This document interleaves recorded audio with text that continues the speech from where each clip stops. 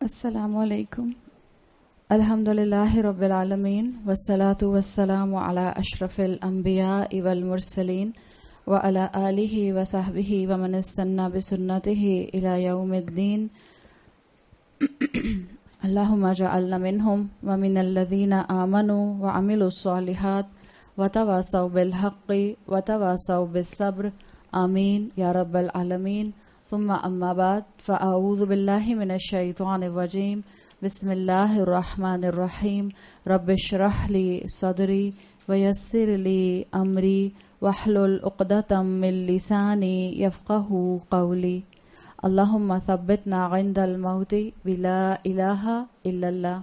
اے ہمارے اللہ، ہمیں ہماری موت پر کلمہ لا الہ الا اللہ پر ثابت قدم رکھیے. آمین یا رب العالمین. آپ لوگ تھوڑا سا اور ادھر ہو جائیں تاکہ پھر جو بعد میں لوگ ہیں ان کو جگہ مل جائے. ادھر والے سب اس طرف آ جائیں. سورۃ یاسین کا 7واں حصہ 7th پارٹ ہم کل شروع کر چکے ہیں. آیت نمبر 72 شروع کر رہی ہوں میں. اللہ تعالیٰ نے فرمایا وَذَلَّلْنَاهَا لَهُمْ فَمِنْهَا رَكُوبُهُمْ وَمِنْهَا يَأْكُلُونَ. ہم نے ان کو، یہ جانوروں کا انعام کا قصہ چل رہا ہے آیت نمبر 71 سے. اللہ تعالیٰ نے کہا تھا کہ ہم نے مویشیوں کو تمہارے لیے تمہارے سروسٹیوٹ میں لگا دیا، تمہارے لیے ہم نے ان کو تمہارا مالک بنا دیا. آگے آ رہا ہے کہ وَذَلَّلْنَاهَا، ہم نے اس کو تمہارے کنٹرول میں دے دیا. یعنی اللہ تعالیٰ نے بعض جانوروں کو ڈومیسٹیکیٹ کرنے کا انسان کو کنٹرول دے دیا. اس کی طرف بات ہے کہ جیسے تم کیٹلز کو، جانوروں کو، مویشیوں کو ڈومیسٹیکیٹ کر لیتے ہو، ان کو لگام ڈال کر اپنے مطلب کا، اپنے فائدے کا کام کرواتے ہو، تو اس میں اللہ تعالیٰ نے ہنٹ رکھی ہے. اسپرچول ایسپیکٹ کیا رکھا ہے کہ جیسے جانور اپنے آپ کو ذلول کر لیتا ہے، نرم کر لیتا ہے. یاد ہے میں نے آپ سے بات کی تھی اذلۃ علی المؤمنین. کیا مطلب ہوتا ہے مومنین کے ساتھ نرم ہونا؟ یعنی جب انسان اپنی انا سامنے والے کے لیے بالکل ختم کر دے. اذلہ اور ذلول ایک ہی روٹ ورڈ سے نکلے ہیں. یعنی جانور اپنے آپ کو، اپنی انا کو آپ کے سامنے ختم کر دیتا ہے. جانور کتنا بھی نیند میں ہو، کتنا بھوکا ہو، جب اس کے اوپر مالک بوجھ ڈالتا ہے، وزن ڈالتا ہے، تو وہ آپ کی بات مانتا ہے. ایسا نہیں ہوتا کہ جو ڈومیسٹیکیٹ کیے ہوئے جانور ہوتے ہیں وہ آپ کی بات ماننا چھوڑ دیں. تو اللہ تعالیٰ نے اس میں ہنٹ دیا ہے کہ جب جانوروں کو اللہ تعالیٰ نے انسانوں کے سامنے ہمبل کر دیا، تو انسانوں کا کام ہے کہ وہ اللہ کے سامنے ہمبل ہو کر زندگی گزاریں، اللہ کی مخلوق بن کر زندگی گزاریں. جب مخلوق پر ڈیپینڈنٹ ہے، جب مخلوق سے فائدہ اٹھا رہی ہے، جب اللہ تعالیٰ نے یہ اتنا بڑا کنیکشن ڈیپینڈنسی کا مخلوقات میں رکھ دیا، تو مخلوق اپنے خالق پر کتنی ڈیپینڈنٹ ہوگی، اس کے اوپر سوچنے کا کہا جا رہا ہے. آپ اور میں اپنے خالق کے بغیر کچھ بھی نہیں ہیں. پھر جانور انعام کے بتانے میں ایک اور ہنٹ جو مفسرین بتاتے ہیں وہ ملتا ہے. آپ انہی جانوروں کو ذبح کرتے ہیں جن کو اللہ تعالیٰ نے آپ کے لیے حلال کیا ہے، اور آپ ان کا گوشت کھاتے ہیں. تو جب جانور کو آپ ذبح کرتے ہیں، آپ دیکھتے ہیں کہ بکرا کتنی آرام سے ذبح ہو جاتا ہے. گائے موسٹ آف دا ٹائم بڑے آرام سے ذبح ہو جاتی ہے. ایسا نہیں ہوتا کہ ہر مرتبہ ہر کسائی زخمی ہو رہا ہے. ریئر کیس ہوتا ہے کہ کوئی کسائی جو ہے وہ زخمی ہو جائے. ورنہ آپ دیکھتے ہیں کہ بکرا ہو یا بھیڑ ہو یا گائے ہو، یہ سب آسانی سے انسان کے سامنے سرنڈر کر دیتے ہیں، آسانی سے ذبح ہو جاتے ہیں. تو اس میں ہم انسانوں کے لیے اور مسلمانوں کے لیے بڑا سبق ہے. جب جانور تم اپنے لیے کچھ ذبح کر کے اس کا فائدہ اٹھاتے ہو، جب جانور تمہارے راستے میں تمہارے ہاتھوں قربان ہو جاتا ہے، تو تم اپنے رب کے راستے میں قربانی دینا سیکھو. تم اپنے رب کے راستے میں اپنی خواہشات کو لگام ڈال کر رکھنا سیکھو.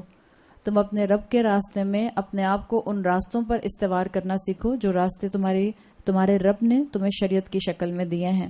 اسی لیے آگے فرمایا فَمِنْهَا رَكُوبُهُمْ. اللہ تعالیٰ نے جانوروں میں ہمارے لیے سواریاں رکھ دی ہیں.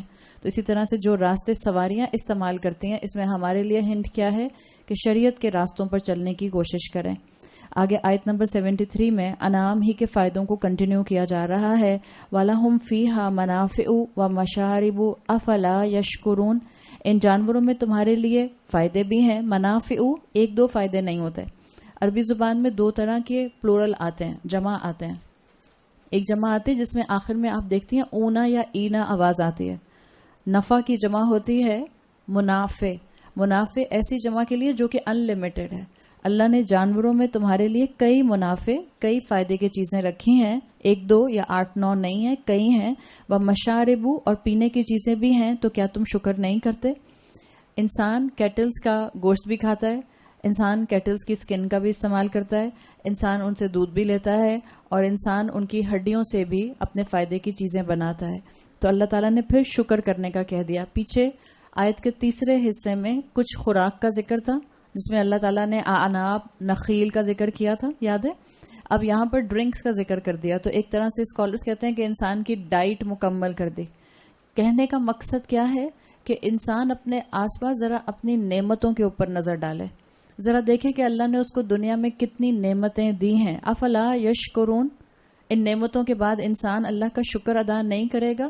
تو بتا دیا کہ ہمارے لیے سبق کیا ہے کہ جو نعمتیں اللہ نے دی ہیں وہ نعمتیں ہماری ڈرگز نہ بن جائیں. بالکل جیسے جس جانور کو آپ، کل ہم نے بات کی تھی کہ جو جانور آپ انڈے کے لیے لے کر آئیں یا جو آپ دودھ کے لیے لے کر آئیں، جب وہ آپ کو آپ کی ریکوائرمنٹ پوری نہیں کرتا تو آپ اس کو کھا پی کے ختم کر لیتے ہیں، وہ آپ کے لیے کسی فائدے کا نہیں ہے. اسی طرح سے اللہ نے مجھے اور آپ کو نعمتیں دی ہیں، اور نعمتوں کا ہائر مقصد ہے. اور نعمتوں کا ہائر مقصد کیا ہے کہ ہم اس نعمت سے آنے والی انرجی کے ذریعے اللہ کی فرما برداری میں آگے سے آگے بڑھتے جائیں. یہی چیز اللہ تعالیٰ نے دنیا کا مقصد بتائی ہے. دنیا کا اور کوئی مقصد نہیں ہے. اللہ نے زندگی اس لیے نہیں پیدا کی، زندگی اس لیے نہیں استوار کی کہ آپ اور میں اس سلوگن کے اوپر زندگی گزارتے رہیں جیسے چاہو جیو. اللہ نے آپ کو زندگی کا ایک ہائر ویژن دیا ہے. دنیا کو استعمال کرنے کے لیے اسلام منع نہیں کرتا، کبھی بھی منع نہیں کرتا، لیکن اسلام نے یہ بات سکھائی ہے کہ نعمتیں تمہارا ڈرگ نہ بن جائیں، تمہیں دنیا کی ایڈکشن نہ ہو جائے. جب کسی ڈرگ ایڈکٹ کو ایڈکشن ہو جاتی ہے تو اس کو ٹھیک کرنے کے لیے آپ کو اس کی ایڈکشن کو اس سے روکنا ہوتا ہے. تو اللہ نے کہا اپنے آپ کو ابھی سے روک لو دنیا کو ایڈکشن بنانے سے، ورنہ یہ نہ ہو کہ اللہ تم پر آزمائش ڈال کے تمہاری دنیا تم سے روک لے. اس لیے کہ اللہ ہمارا نقصان نہیں چاہتا، اللہ ہمیں جہنم میں داخل نہیں کرنا چاہتا. لیکن انسان کا حال کیا ہے کہ انسان کی لالچ، جیسے احادیث میں آتا ہے نا، انسان کی لالچ، دنیا کی لالچ جو انسان کو ہوتی ہے وہ کبھی پوری نہیں ہوتی، یہاں تک کہ قبر کی مٹی سے اس کا منہ بھر جاتا ہے. حدیث کا مفہوم آتا ہے. اسی طرح آپ صلی اللہ علیہ وسلم کے حدیث کا مفہوم ہے کہ ابن آدم کو ایک پوری ویلی سونے کی دے دی جائے تو وہ کیا تمنا کرتا ہے؟ ایسی ایک اور مل جائے.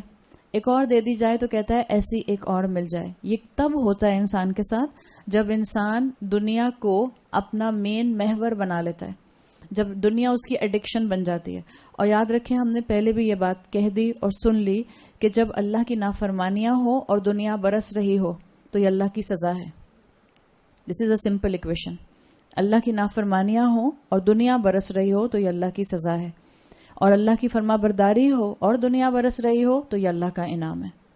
اللہ تعالیٰ نے انسانوں کو اس لیے نہیں بنایا کہ انسان صرف میزریبل زندگی گزارے. اللہ اپنے نیک بندوں کو بھی بہت مال و دولت دیتا ہے. حضرت عثمان رضی اللہ عنہ، عبد الرحمن بن عوف، بہترین ایلیٹ کلاس اور بہت زیادہ ویلدی انسان تھے. اور ایسے کئی مسلمان آپ کو اپنی ٹریڈیشن میں ملتے ہیں کہ جن کو اللہ تعالیٰ نے بہت مال و دولت دیا ہوا تھا. تقوی دولت کو کانٹراڈکٹ نہیں کرتا، یا ایک اللہ کا بندہ ہونا اور شکر گزار بندہ ہونا اور ویلدی ہونا ایک دوسرے کا کانٹراڈکشن نہیں ہے. اللہ نے یہ آپ کو اور مجھے اپنے دین کے ذریعے، اپنے علماء کے ذریعے، اپنے انبیاء کے ذریعے ایکویشن سکھا دی ہے. اللہ کی نافرمانی کے ساتھ رزق برسے گا تو وہ اللہ کی سزا ہے، اور اللہ کی فرما برداری کے ساتھ رزق برسے گا تو وہ اللہ کی طرف سے مومن کے لیے نعمت ہے، برکت ہے. مومن کے دونوں ہاتھوں میں اللہ تعالیٰ جو ہے وہ خیر کا باعث جو ہے دنیا کو بنا دیتا ہے.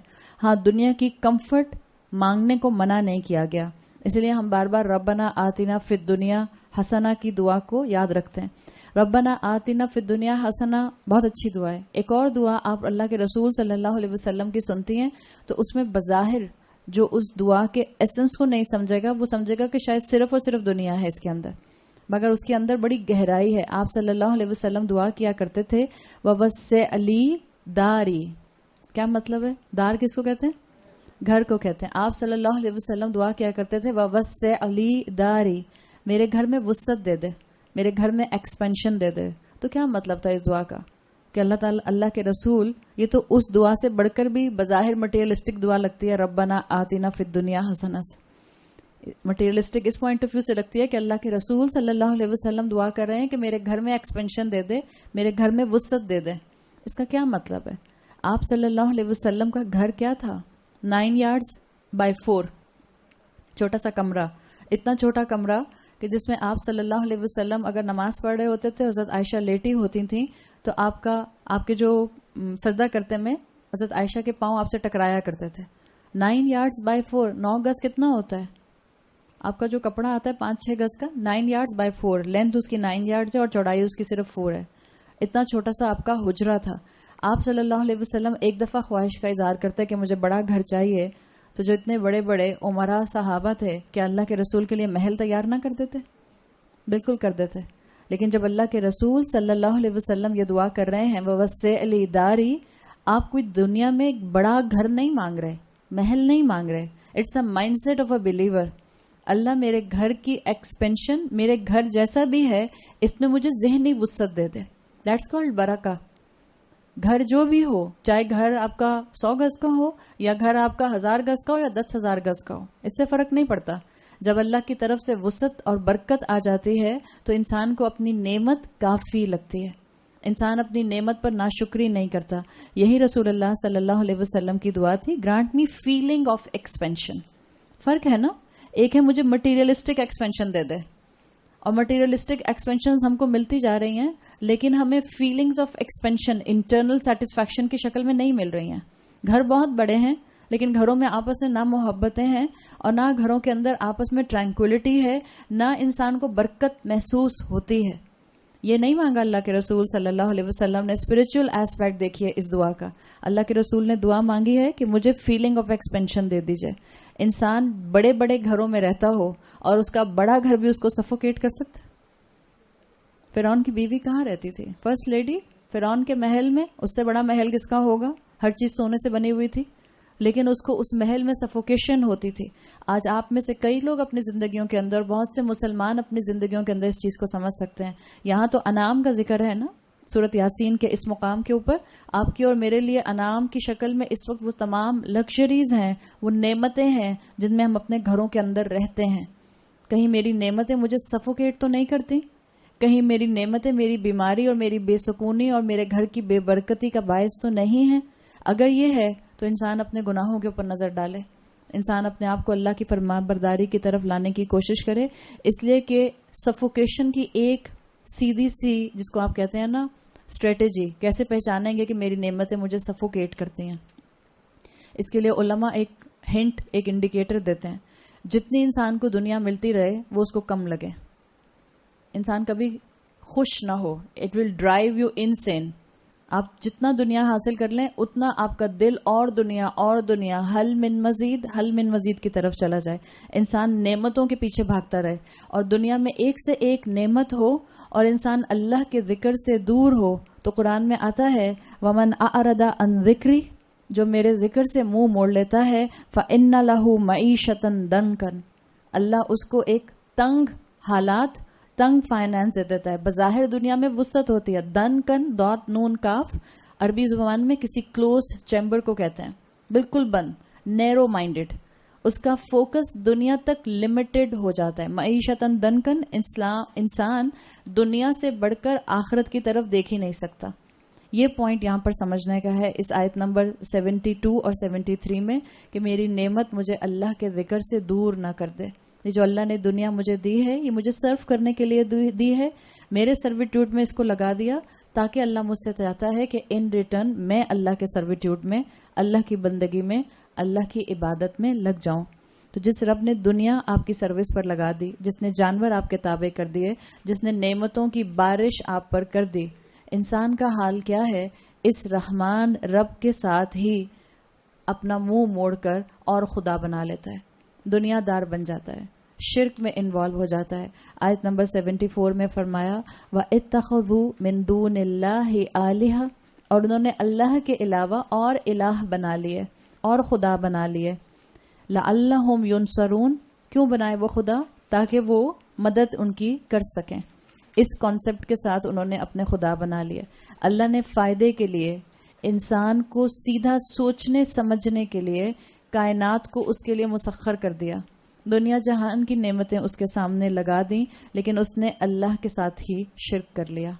یہاں اللہ کا، قرآن کا انسانوں کے اوپر اور انسانوں کے شرک پر کرٹیسزم ہے، شکوہ ہے اللہ کا. جس رب نے اتنی نعمتیں دیں، جس رب نے اب تک سانس کا تار توڑا نہیں، سانس آ رہی ہے نا، کان چل رہے ہیں، آنکھوں سے نظر آ رہا ہے، دماغ کمپریہینڈ کر سکتا ہے، یہی نعمتیں کافی ہیں. مگر اس سے بڑھ کر جسم کی طاقت ہے، اپنے پیروں پر چل کر آئے ہیں، الحمدللہ کوئی محتاجی نہیں ہے، کوئی اسٹریچر پہ ڈال کے یہاں چھوڑ کے نہیں گیا. کیا وہ وقت دور ہو سکتا ہے؟ کب وہ وقت آ جائے اور انسان کو جو ہے اس موقع سے، اپنی صحت سے فائدہ اٹھانے کا موقع نہ مل سکے. شکوہ کیا ہے اللہ تعالیٰ نے کہ دیکھو اپنے دنیا کے سامنے جو ریالٹی ہے اس کو سمجھو، ان آیات سے اللہ تک پہنچو. لیکن جن کو اللہ کی آیات کا درست استعمال نہیں کرنا ہوتا، وہ اپنے آمنے سامنے، اپنے پیچھے اور اپنے سروں پر رکاوٹیں، سد، دیواریں، بیریئر کھڑے کر لیتے ہیں. اللہ کا شکوہ ہے ان لوگوں سے. اللہ نے تو کہا تھا کہ اپنی عقل اور نعمتوں کو استعمال کر کے ماضی سے سیکھو، حال اور مستقبل کی فکر کرو. لیکن انسان نے اپنی آنکھوں سے کیا کیا؟ جس دنیا کو دیکھا اس دنیا ہی کا دیوانہ بنا پھرتا ہے. یہ اللہ تعالیٰ کا اگینسٹ انسانیت شکوہ آ رہا ہے کہ جب انسان دنیا دار بن جاتا ہے، صرف ایک کھڑے ہوئے بت کو پوجنا شرک نہیں ہوتا. دنیا دار بن جانا، نفس کی عبادت کرنا، ہر بات نفس کی ماننا، جس وقت جو دل کرے وہ کرنا، چاہے وہ جائز ہو یا ناجائز ہو، بس میرا دل چاہ رہا ہے، یہ چیز انسان کو شرک کی طرف لے جاتی ہے. اور کون سا شرک ہوتا ہے یہ؟ اپنی خواہشات کو فالو کرنے کا شرک. چاہے میں اس کو افورڈ کر سکوں یا نہ کر سکوں، جب دل میں خواہش آ گئی تو حلال سے پوری ہوتی ہے تو حلال سے ہو، حلال سے پوری نہیں ہوتی تو حرام سے پوری کروں. یہ ہے خواہشات کا شرک، یہ ہے دنیا داری کا شرک. اور جب انسان دنیا داری کے شرک میں پڑ جاتا ہے تو اس کے لیے وہی سزا ہے جو اللہ تعالیٰ نے شرک کے جلی کی سزا رکھی ہے. شرک کبیرہ گناہ ہے. شرک کرنے والا قرآن اور احادیث کے احکامات کے مطابق جہنم میں جلے گا. اور اللہ تعالیٰ نے اس کو سمپل کر دیا ہے انسانیت کو سمجھنے کے لیے کہ اللہ کے ساتھ کوئی پارٹنر ایسوسیٹ نہیں کیا جا سکتا، نہ ٹینجبل نہ ورچوئل، نہ آپ کی سوچ کا اور نہ آپ کی آنکھوں کے سامنے مٹیریلسٹکلی نظر آنے والا. اللہ کے ساتھ کسی کو شرک نہ کریں، شریک نہ کریں. دیکھیں ایک اصول یاد رکھیے جو علماء اپنی کتابوں میں لکھتے ہیں کہ کیوں انسان شرک میں انوالو ہو جاتا ہے. سمپلی انسان شرک میں انوالو ہوتا ہے جب وہ اللہ کے رائٹس ادا نہیں کر پاتا، جو اللہ نے اس پر ذمہ داریاں ڈالی ہیں وہ ان کو ادا نہیں کر پاتا، تو انسان شرک میں مبتلا ہو جاتا ہے. جو شریعت میں آگے دوڑ نہیں رہا، جو اپنے گزرے ہوئے کل کو اپنے آج سے برا یا کمتر بنانے کی اس میں نہیں ہے، یعنی آپ اس کو اپوزٹ سمجھ لیں، جو اپنے آج کو اپنے گزرے ہوئے کل سے بہتر بنانے کی کوشش میں نہیں ہے، وہ کسی نہ کسی فارم کے شرک میں مبتلا ہو جائے گا. اس کو پتہ بھی نہیں چلے گا اور وہ سٹل انداز میں شرک کا شکار ہو جائے گا. اللہ تعالیٰ نے جو دنیا بنائی ہے، اس دنیا میں مخلوقات ہیں. اللہ تو ایک ہی ہے نا، خالق ایک ہی ہے، مخلوقات مختلف ہیں. کیا مخلوقات کے اوپر ڈیپینڈنٹ ہوتی ہیں؟ بالکل ہوتی ہیں، بالکل ہوتی ہیں. آپ دیکھیں کیا مخلوقات پر رائٹس اور ریسپانسبلٹیز ہیں؟ بالکل ہیں. اللہ نے یہ دنیا بنائی ہے بائی ڈیفالٹ ہر مخلوق کا. اسی طرح سے اگر آپ مخلوقات میں بھی اس کو تھوڑا سا نیرو کر لیں، ہر انسان کے کچھ نہ کچھ رائٹس ہیں، حقوق ہیں. ہر انسان کے حقوق ہیں. اب وہ حقوق پورے کون کرے گا؟ جو میرے حقوق ہیں وہ مثال کے طور پہ آپ کی ذمہ داری ہے. سمجھ آیا؟ ہر انسان کے کچھ نہ کچھ رائٹس ہیں جس کی وجہ سے بائی ڈیفالٹ آس پاس کے انسانوں کے اوپر کچھ ذمہ داریاں آ جاتی ہیں. میں آپ کو سمجھاتی ہوں آسان الفاظ میں. ماں باپ ہیں، ماں باپ کا رائٹ ہے، ان کا حق ہے کہ ان کی رسپیکٹ کی جائے، ان کو آنر کیا جائے، ان سے محبت کی جائے، ان کی بات مانی جائے اور ان کے ساتھ احسان کا رویہ رکھا جائے. یہ ماں باپ کے رائٹس ہیں. ان ماں باپ کے رائٹس کی وجہ سے اولاد پر رسپانسبلٹیز آ جاتی ہیں کہ اولاد ماں باپ کا عزت اور احترام کرے گی، اولاد ماں باپ کو آنر کرے گی، اولاد ماں باپ سے محبت کرے گی، اولاد ماں باپ کے ساتھ احسان کا معاملہ رکھے گی. تو جہاں کوئی چیز کسی کے رائٹس ہوتے ہیں وہ دوسرے کی رسپانسبلٹی بن جاتے ہیں. This is a general phenomena. By default دنیا اسی طرح چلتی ہے. جیسے مثال کے طور پہ آپ نے کسی ٹیم میں کوئی کمٹمنٹ کیا تو اب ٹیم کا ہیڈ ہوگا اس کا رائٹ ہے کہ آپ اس کی بات مانیں. ٹیم کا ہیڈ اس رائٹ کے ساتھ ہے کہ آپ اس کی نافرمانی نہ کریں. جو ڈسپلن مینٹین کرنے کو وہ کہہ رہا ہے آپ اس ڈسپلن کو مینٹین کریں. یہ اللہ تعالیٰ نے دنیا کا اصول بنایا ہے اور دنیا اسی طرح چلتی ہے.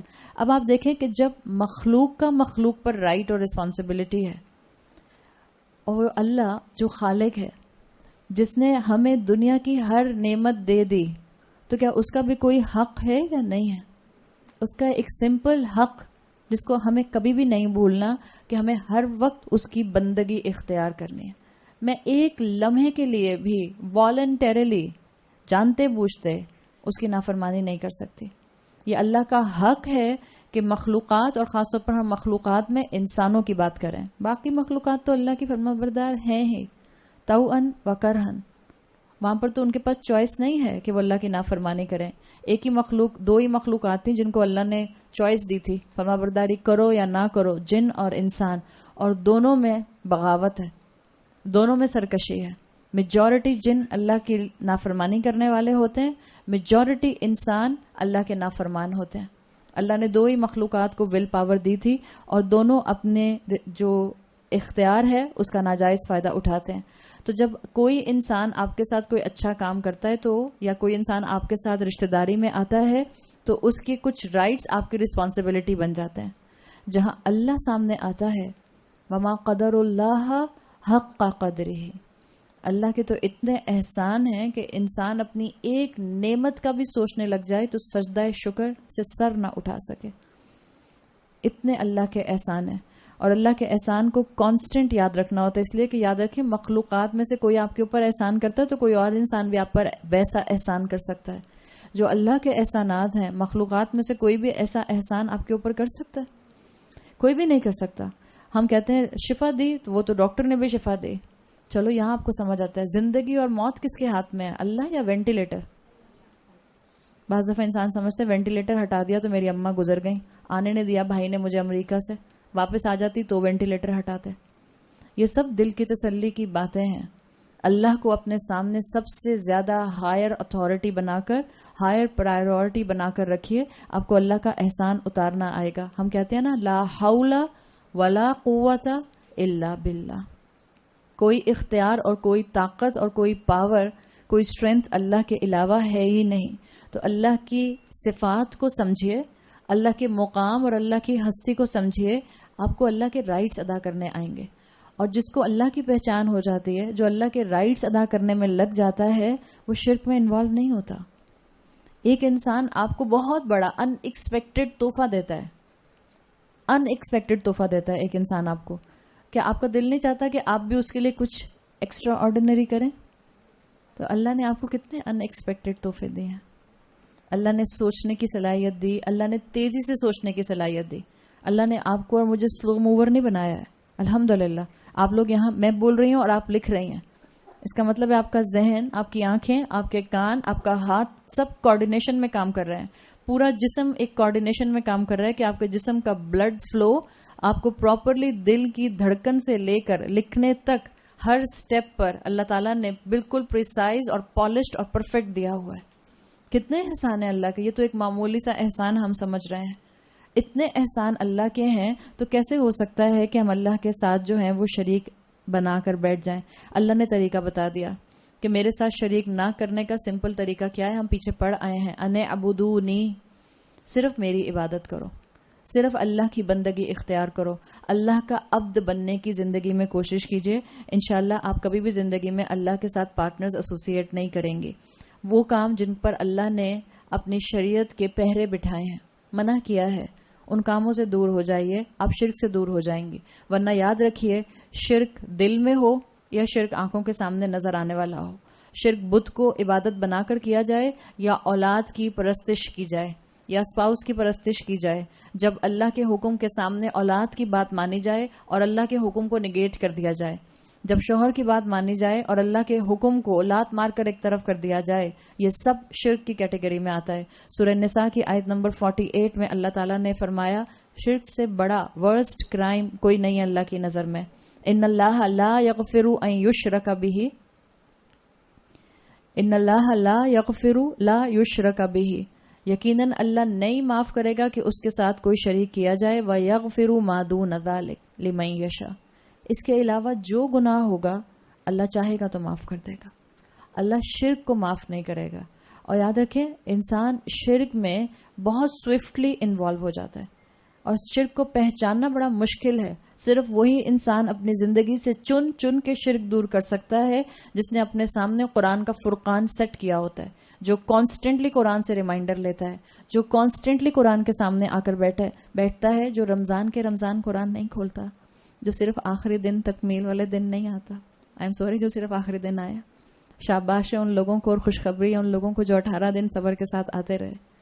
قرآن ایک دن سننے کی چیز نہیں ہے. قرآن مہینے میں ایک مرتبہ سننے کی چیز بھی نہیں ہے. قرآن سال میں ایک مرتبہ پڑھنے کی چیز بھی نہیں ہے. کیسے بچیں گے اس شرک سے جس کے لیے آپ صلی اللہ علیہ وسلم نے فرمایا شرک پہچاننا بڑا مشکل ہے, لیکن آپ نے کہا بچو اس سے, چاہے وہ شرک اکبر ہو چاہے شرک اصغر ہو. شرک ایسا ہے جیسے اندھیری رات جس میں چاند نہیں ہوتا, اس کو عرب میں اندھیری رات کہا جاتا تھا. اندھیری رات میں کالے پہاڑ پر کالی چیونٹی دیکھ سکتے ہو؟ نہیں دیکھ سکتے. شرک پہچاننا بھی اتنا ہی مشکل ہے. صرف وہ شرک پہچان سکے گا جس کے ہاتھ میں قرآن کی ٹارچ ہوگی, جس کے پاس قرآن کی آیات فہم اور سمجھ اور انڈرسٹینڈنگ کے ساتھ موجود ہوں گی. وہ ایک ایک کر کے اپنی زندگی میں سے شرک کو نکال دے گا. جو انسان کسی بھی اسٹریٹا کے کسی بھی لیول کے شرک میں انوالو ہوتا ہے اصل میں وہ اللہ کی پروٹیکشن سے اپنے آپ کو محروم کر لیتا ہے. یاد رکھیے گا یہ بات. اپنی خواہشات کا غلام, فیشن کا غلام, اولاد کا غلام, خاندان کا غلام, معاشرے کا غلام, اپنی پوزیشن کا غلام, اپنی خوبصورتی کا غلام. میں اپنی خوبصورتی کیسے چھپا لوں, کیسے میں چھپا لوں اپنی زینت کو ہر نامحرم سے؟ ممکن ہی نہیں ہے, ہو ہی نہیں سکتا, پاسبل ہی نہیں ہے. جب یہ ہوگا ایک عورت ہوتے ہوئے اگر میں یہ سمجھتی ہوں کہ میں اپنی زینت ہر نامحرم سے نہیں چھپا سکتی, اٹس ناٹ پاسبل ان 2018, تو میں اپنے نفس کی غلام ہوں. اور جو اللہ کے علاوہ کسی بھی چیز کا غلام ہوتا ہے وہ شرک کر رہا ہوتا ہے. اور جب میں نے شرک کیا تو میں نے اللہ کی پروٹیکشن سے اپنے آپ کو محروم کر لیا.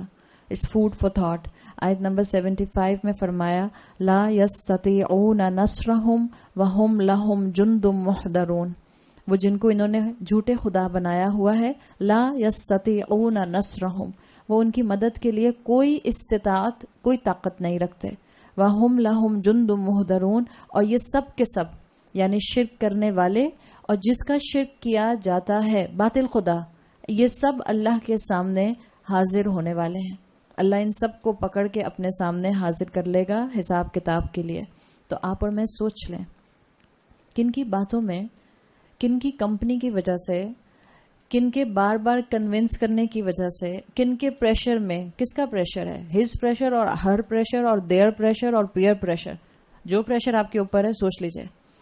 کن دوستوں کی وجہ سے, کن اولادوں کی وجہ سے, کن بہن بھائیوں اور ماں باپ کی وجہ سے, کن اسپاؤسز کی وجہ سے, اور کن اپنے سوشل سرکلز کی وجہ سے میں اللہ کی فرما برداری میں آگے نہیں بڑھ پاتی. جو ایسے سرکلز میرے پاؤں کی زنجیر ہیں جو مجھے شریعت میں آگے نہیں بڑھنے دے رہے, وہ سب میرے لیے جھوٹے خدا کی کیٹیگری میں ہیں, جن کو ہم جھوٹا خدا سمجھتے بھی نہیں ہیں.